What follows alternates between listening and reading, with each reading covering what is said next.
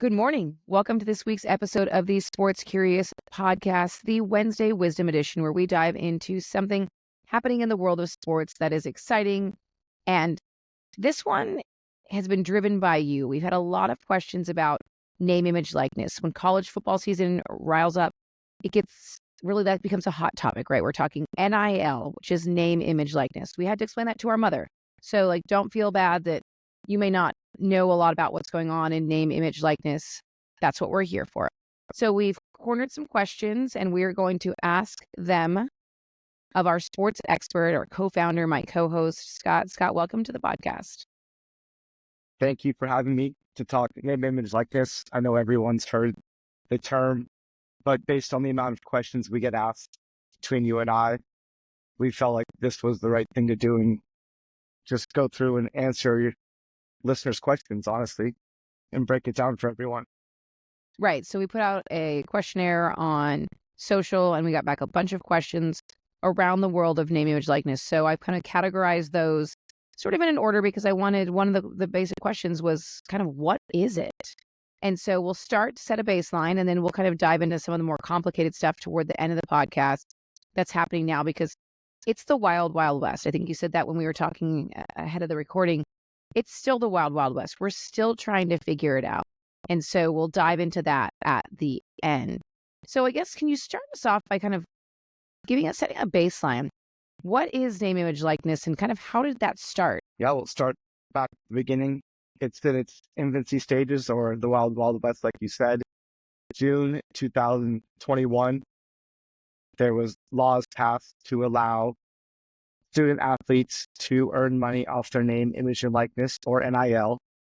And that's been such a large point of contention with college athletics since anyone can remember that they're not being paid, but these schools and these TV contracts, they're making millions and billions of dollars and they're not seeing any money from it.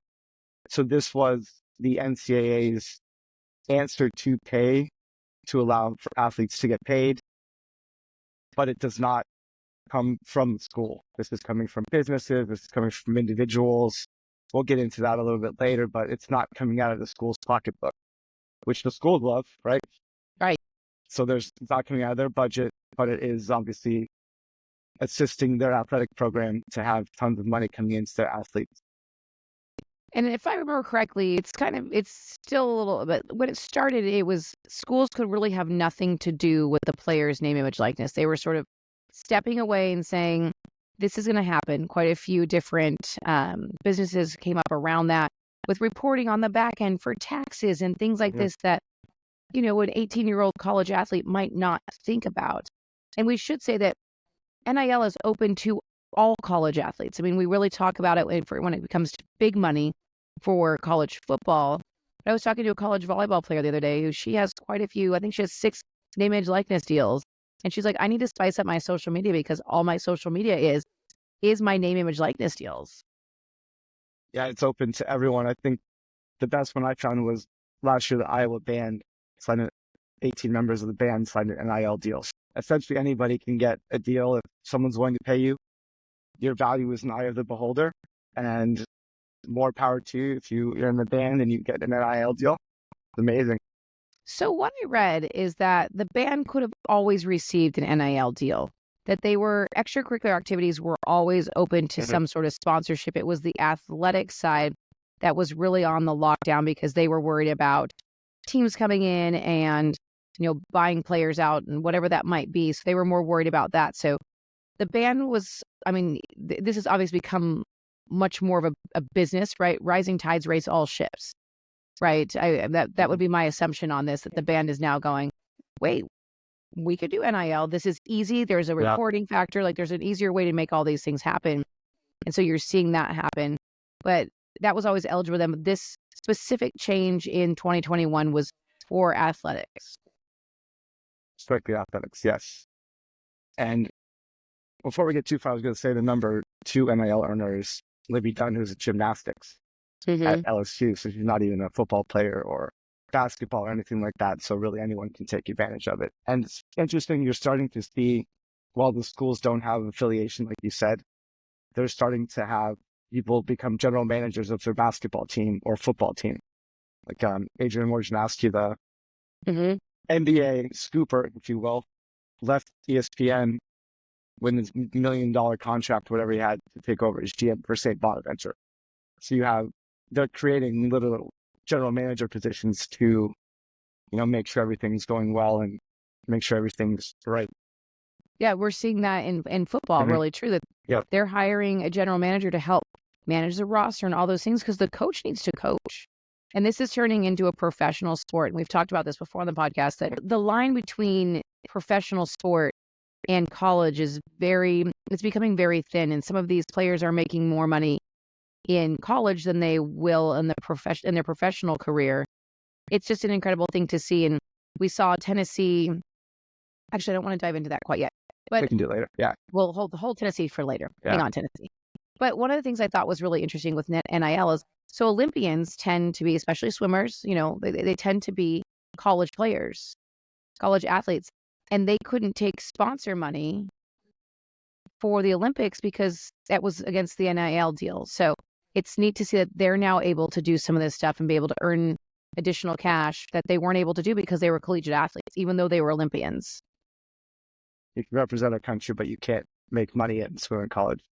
And there's been so many athletes that have been ruled ineligible for making money. And it's kind of unfortunate for them that now this is perfectly fine. There's so many people who've had their careers cut short because of receiving money or earning money. And yeah, it's the things NCAA has done in the past is pretty ridiculous.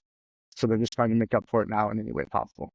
Well, let's talk about right before we started recording this, the news came out about Reggie Bush suing the NCAA because they made so much money off of him. And if you don't know, Reggie Bush played for USC, running back, and won the Heisman. And they took away the Heisman because he had a sponsorship deal. I can't remember exactly what for. You might know, but so it's coming back, and he's saying he received his Heisman trophy back, and now he's saying, "Screw you, NCAA." You made a lot of money off of me, and I never saw a penny off of it. I'm stepping in now, and I'm curious to see that leads to. It'll be interesting. I think that's actually his second lawsuit against them. He sued them before for tarnishing his image. When what he got in trouble for, I believe, was someone who had a deal his parents to live in a house, and somebody was paying for it, and he had no clue, and it at no point did it ever affect what he did on the field.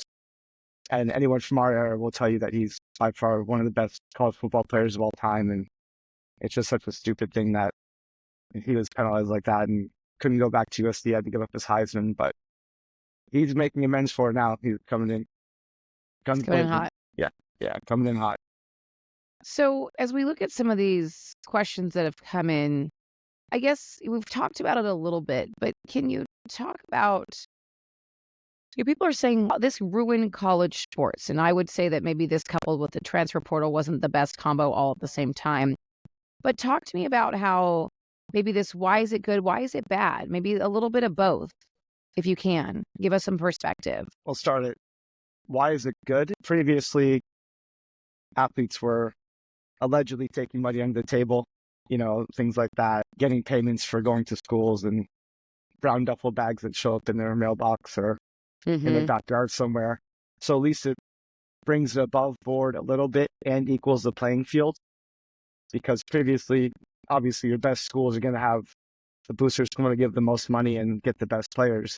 Mm-hmm. So now it's not just the top 2-3 schools. You're getting anyone that has, good backing and businessmen that are willing to support their athletes can, jump in and get in the game with these top recruits. Absolutely. I mean, you're looking at the joke last week was Ohio State was playing Marshall, and Marshall has an NIL deal with a biscuit place near campus, and it's all you can eat for their athletes. And so, Ohio State's allegedly spending around $20 million this year in college football. And the head coach of Marshall was like, "Hey, Ohio State players, if you want to come to us, we have a biscuit deal, all you can eat. So if you're fast, come on down." So it can be anything. It can be anything that's free that you would have gotten flagged for previously. Yes, and like getting a burger previously for free would have gotten you like a year suspension. So that's another positive thing, that athletes can now eat food and Right. can afford to survive those 4 years where they're spending 40, 50 hours a week out in the facilities and can't get a job. So that's the good part. I think, other than leveling the playing field with making things above board, I guess the bad part would be, like you said, it's the wild, wild west, and it coupled with the transfer portal where previously you could only transfer, if you transferred laterally, you had to sit out a year. Talk to me But if about you laterally. What does that mean if you transferred from a So you transfer- D1 school? Yeah, so if you went to USC to, we'll just say UCLA, although they Okay. probably never do that, you would have to sit out a year. But now there's transfer portal where you can literally just transfer as many times as you want. And I think people are just, seeing the money and going wherever the money is. And There's no as we know in loyalty. other sports, and there's no guarantee it's ever going to work out. And it's hard to build a culture, get the camaraderie that college is kind of all about. And I think another thing is you have nefarious actors, people who are taking advantage of these kids with probably Sure. some of these deals because they may not have the best representation, and they're probably, getting screwed on the back end of percentages and things like that, or even lied to. Who knows? It's really almost impossible to enforce, I think, at this point. So you never really know who's actually getting what amount of money in the long run. Yeah. I think there's two things that come to mind for that. I mean, think about if you move that into a school, the school may be able to regulate who's in and who's out and put a little parameters around it so it's not so shady. And I had another thought that just out of my head. Okay, I'm sure I'll come back to that at some point. Okay. But it's interesting to think about how that all. I mean, they're really creating this and they're flying by the seat of their pants. This has changed so much from the beginning and how it can be handled. And so it's really incredible to see how that all pans out. Yeah, I had an example of, people being promised things and not getting them. There was a quarterback committed to Florida. I think they promised him like $13 million as an incoming freshman, like to go there. And then all of a sudden that deal was off the table. And then he transferred, I believe, to ASU and got a deal and maybe played the year. And I think he might have transferred again. So it's just interesting. And you never know if there's some random protein company that offers you $2 million and they go bankrupt. So what happens? Right. Because there's no back to it. No. And I'm sure looking from an agent standpoint, you might have some insight into this. From an agent standpoint, you're all of a sudden going, whoa, we've got to pull this all together and hire more people because we've got to really manage this and control the intake.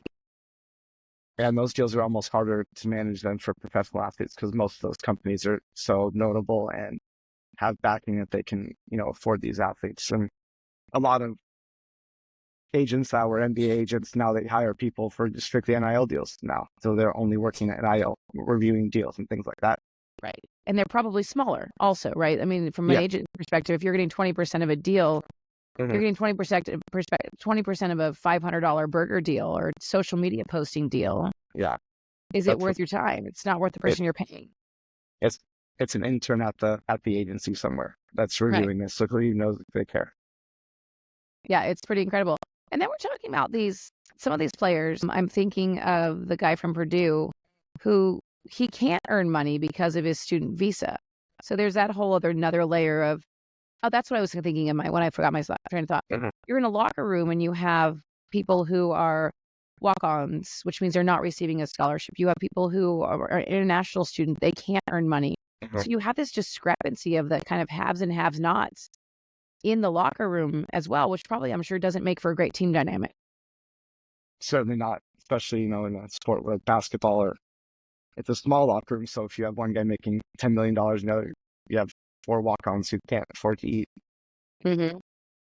That's obviously going to affect on and off the court. So I think one of the great stories, Danny Stutzman, the Oklahoma Sooners star linebacker, he took, I think, $50,000 of his own NIL money and is getting equally divided amongst the walk-ons so they have something. So you got guys like that doing that, and then I'm sure there's guys that are not doing that and just taking out the money for themselves and probably rubbing it in their faces, I would assume. So I don't know if we'll get at some point like a salary cap per team, maybe something like that would probably be beneficial.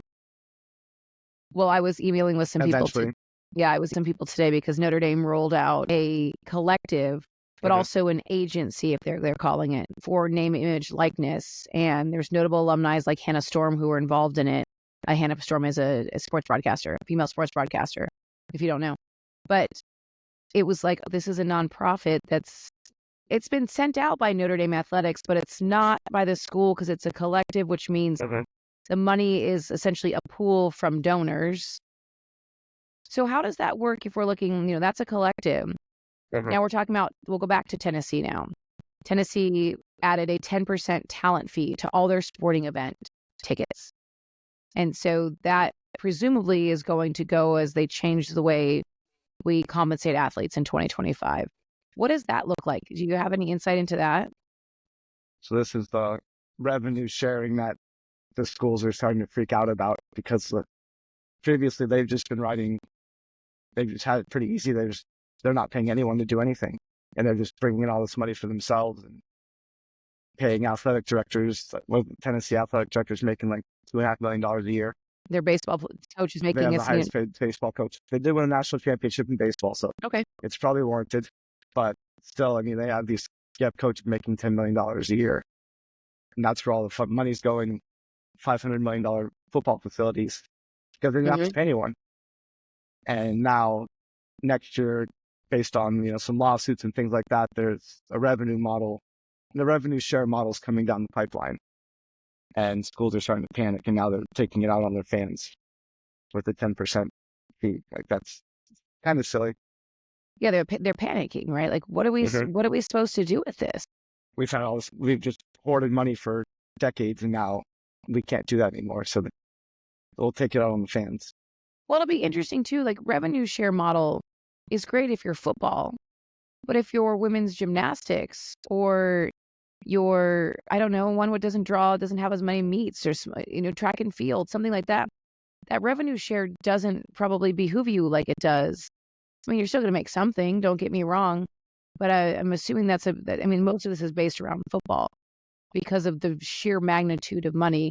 Like I said, minus Livy Dunn and some other great athletes who are raking in quite the money in name, image, likeness. But it's really interesting to see how that will all pan out. Yeah, and so the revenue share is really going to affect like the big Power 5 conferences if the Pac-12 revives itself. So the way they're actually going to do it, it's 22% of the average Power League school annual revenue to athletics. So it's not going to just be strictly football. It is going to be. There's a lot up in the air still on how it's going to be distributed, but in theory, it will be evenly distributed. And they're estimating it's about $21 million a year. Okay. Over so $21 million a year spread out amongst, we'll call it 350 athletes or something. Yes, and this would also bring like NIL through the school instead of random people out there making deals with. So I think it'll be a positive thing for NIL. They'll have more backing and vetting of people, which is good. So as we wrap this up, can you talk to me, like, is there a return on investment? Is there some sort of ROI that I'm going to see as a fan if I'm giving my money to this collective? It seems like a bit of a gamble. Everything's a gamble in life, isn't it? I mean, we live in Las Vegas, so everything's a gamble. Obviously, yes. I mean, depending on the size of your collective, some have 10,000 people, some have 5,000, some have 1,000. Depending on how much money everyone contributes and is willing to contribute, you can afford better players. Return on investment, you win the national championship. And then, like, you look at Michigan, they won the national championship last year, and then this year they're kind of, they lost all their guys and their coach. I'm sure everyone who committed money to that would absolutely tell you it's worth it. Okay. And from a business perspective, it's eye of the beholder. If you want to pay Sugar Sanders $4 million, or if you want to give an 18-year-old coming into college $2 million to show up, like that's up to you. Yeah. Probably not a great ROI, but if they win a national championship or a Heisman, then it's worth it, right? It's all about winning. Right. It's you as a fan giving a chance to give a buy-in into a team. But yes, you're not going to get money back on your investment, is what I hear you say. But I think it does give you the capacity to say we when you talk about your team. If you donate to the collective, I know that's always a big sticking point with people. I love to say we just because I think it's funny. But you can say, well, we did it. Yep. It's a very true point. The collective, yes. It's a very true point. Well, thank you for filling us in on all things name, image, likeness. I always learn a lot when we talk, but this one is one that I've continued to just learn and evolve because it's continuing to evolve itself, and everyone who's involved in it is also learning too. So it's pretty incredible to be able to have you here today to share all of that with us. So thank you for your brain. Thank you for all the research and all the insights. If you have more that you want to learn about name, image, likeness, or you have questions that we didn't answer, find us on social or send us an email. We'd be happy to chat with you. Thanks for being here this week. And of course, don't forget to like, rate, and follow your favorite Sports Curious podcast. And of course, check us out at lastnightsgame.com or on social media. Thanks, Scott, for being here. Thank you.